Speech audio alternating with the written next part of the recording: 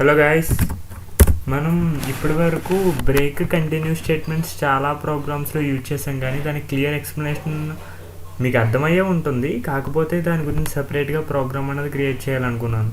So ఇప్పుడు నేను ఏం చేస్తానంటే బ్రేక్ కంటిన్యూకి ఒక ప్రోగ్రామ్ ద్వారా మీకు ఎక్స్ప్లెయిన్ చేస్తాను. ఆ రెండు స్టేట్మెంట్స్ ఎలా యూజ్ అవుతాయి అన్నది. ఓకేనా, స్టార్ట్ చేద్దాం. #include stdio.h. Okay, void main.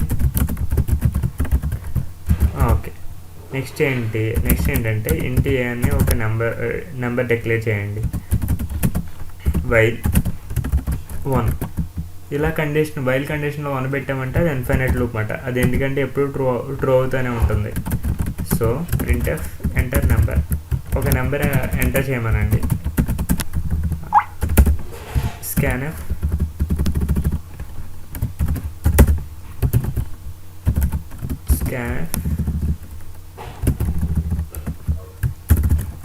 %d, %a.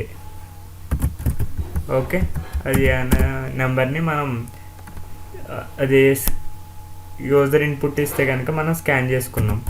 So ఇప్పుడు కండిషన్ ఏంటంటే ఇఫ్ ఏ అన్నది ఎప్పుడైతే 0 అని ఇస్తామో అప్పుడు బ్రేక్ అయిపోవాలన్నమాట. ఓకే,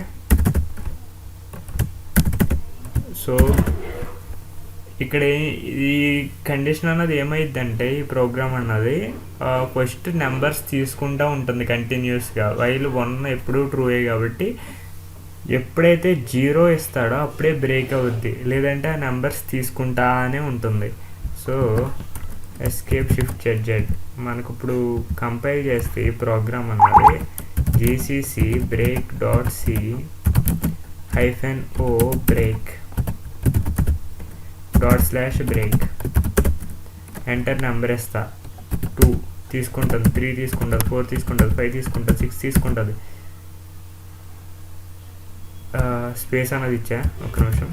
మళ్ళా 2 తీసుకుంటుంది, 3 తీసుకుంటుంది, 4 తీసుకుంటుంది. ఇంకా ఏ నెంబర్ ఇచ్చినా అది తీసుకుంటూనే ఉంటుంది. ఎప్పుడైతే నేను 0 ఇస్తా, చూసారా, బ్రేక్ అయిపోయింది, అంటే లూప్ బయటకు వచ్చేసింది అనమాట. 0 ఇచ్చినప్పుడు ఏమైపోవాలి, బ్రేక్ అయిపోవాలి. బ్రేక్ అయితే ఏంటి, లూప్ ఏదైతే ఉందో అది బయటకు వచ్చేస్తుంది. లూప్ బయటకు వస్తే ప్రోగ్రామ్ అయిపోయింది.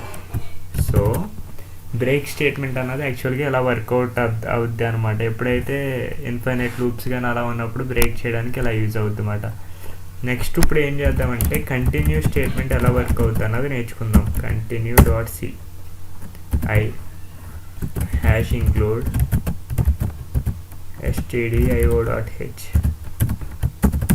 Okay, void main. Okay, int a, sum = 0.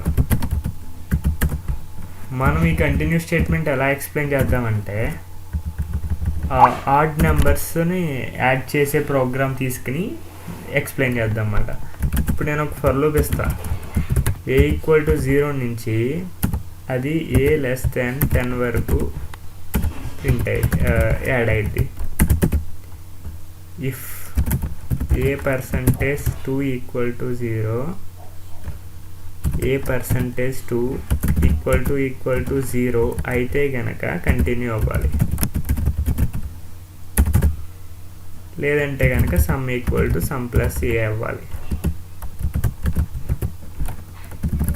Some +a. Okay, printf sum = %d, sum. Okay, so ఈ ప్రోగ్రామ్ మనం చూసినట్లయితే ఏ అనే వేరియబుల్ 0 నుంచి 10 వరకు కౌంట్ అవుద్ది కదా.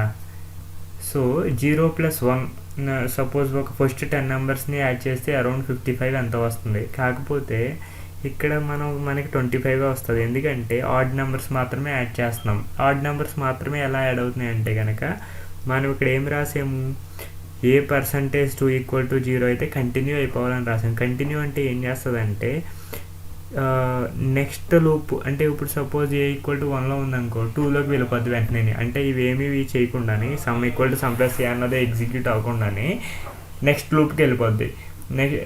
ఒకవేళ %2 అయితే కనుక ఈ లైన్ ఎగ్జిక్యూట్ అయ్యింది. ఈ లైన్ ఎప్పుడు ఎగ్జిక్యూట్ అవుద్ది అంటే ఇది ఫాల్స్ అయినప్పుడు మాత్రమే ఎగ్జిక్యూట్ అవుద్ది, ఎందుకంటే కంటిన్యూ స్టేట్మెంట్ ఉంది కాబట్టి ఇక్కడ.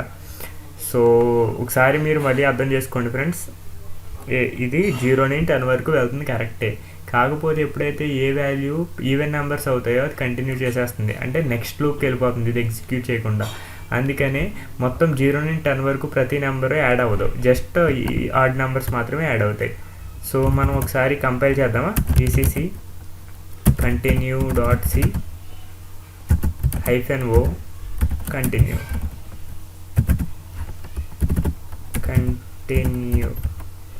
Okay ./continue.